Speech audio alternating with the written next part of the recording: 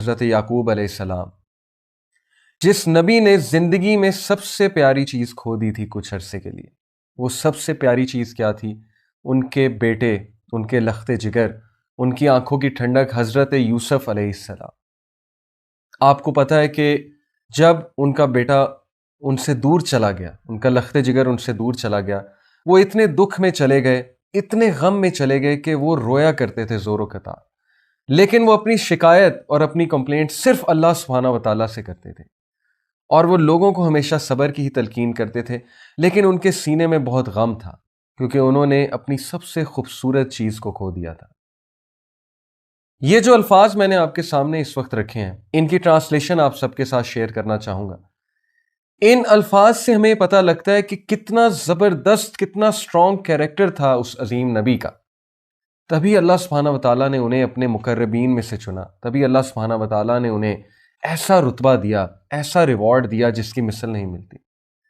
اس آیا کی ٹرانسلیشن ہے، یعقوب علیہ السلام نے کہا، نہیں، لیکن تم خود گڑھ لائے ہو یہ چیز، یہ بات جو تم مجھے کہہ رہے ہو۔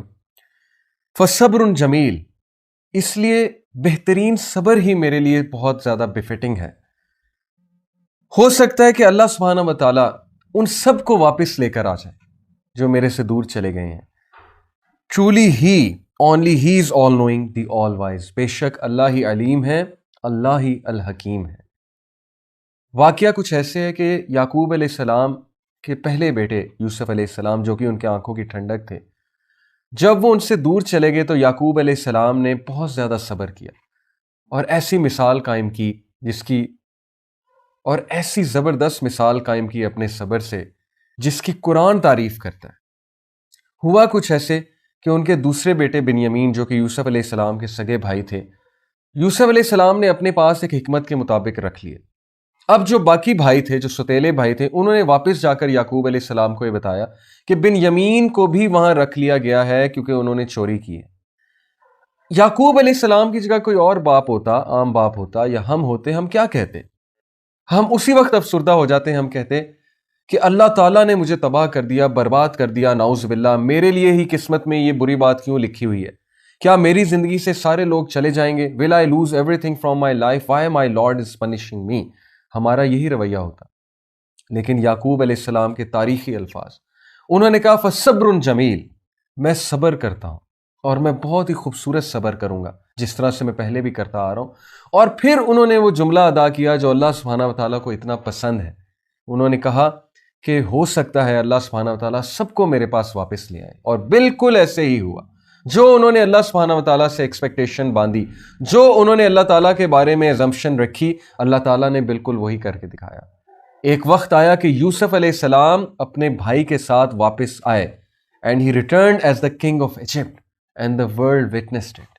اور اللہ سبحانہ و تعالیٰ نے انہیں سرخرو کیا، اللہ نے انہیں عزت دی، اللہ نے انہیں تخت پر بٹھایا، اور پھر وہ اپنے ماں باپ کو لے کر گئے یوسف علیہ السلام اور انہیں تخت پر بٹھایا، انہیں عزت دی۔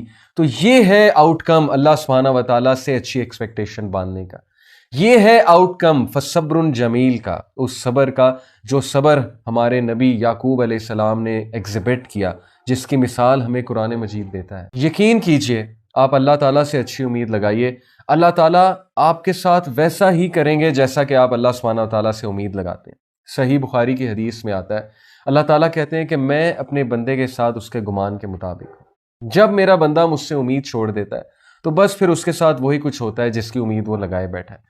لیکن جو شخص آخری موقع تک، اینڈ تک میرے ساتھ امید لگاتا ہے، اینڈ تک مجھ پہ بھروسہ کرتا ہے، مجھ پہ توکل کرتا ہے، مجھ پہ اعتبار کرتا ہے، تو پھر اللہ تعالیٰ اس کے ساتھ بالکل اسی طرح پیش آتے ہیں جس طرح کی وہ امید لگا رہا ہے۔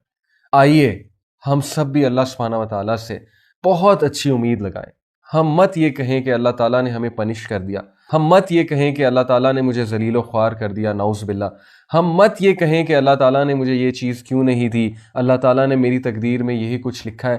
ہم کبھی اپنے اللہ پر شک نہ کریں، اللہ تعالیٰ انسانوں پر ظلم نہیں کرتے، بے شک انسان خود اپنے اوپر ظلم کرتا ہے۔ آئیے اللہ تعالیٰ کے آگے جھک جائیں، آئیے ہم بھی یعقوب علیہ السلام کی طرح نہیں تو اتنا صبر تو دکھائیں کہ اللہ تعالیٰ ہم سے خوش ہو جائیں، اتنا صبر تو دکھائیں کہ اللہ تعالیٰ کو یقین ہو جائے کہ میرا بندہ میرے بارے میں اچھا گمان رکھتا ہے۔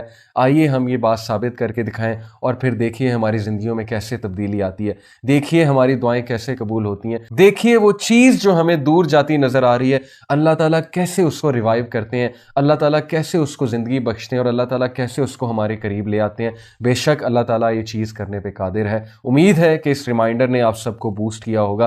پلیز اس کو شیئر کیجیے گا۔ اللہ تعالیٰ ہم سب پہ اپنا خاص رحم و فضل کریں، اللہ تعالیٰ ہمیں بہت زیادہ صبر عطا فرمائے، اللہ تعالیٰ ہم سب کی مشکلات میں آسانی پیدا فرمائے، اللہ تعالیٰ ہم سب کے درجات بلند کریں، اللہ تعالیٰ ہمیں ایک ایسی سوسائٹی قائم کرنے کی توفیق عطا فرمائے جہاں پر اس طرح کے لوگ جنم لیں جو اللہ تعالیٰ کے آگے جھکنے والے ہوں۔